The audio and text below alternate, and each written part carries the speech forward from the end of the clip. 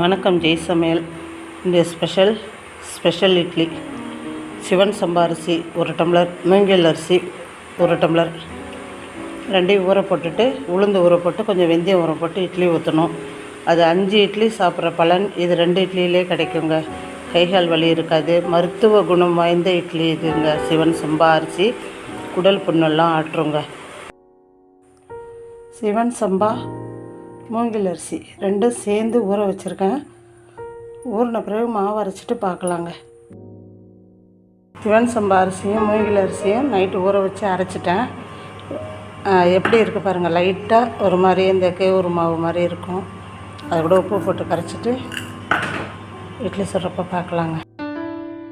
இட்லி வந்துருச்சுங்க. எடுத்துட வேண்டியதான். எடுத்துகிட்டு பார்க்கலாங்க.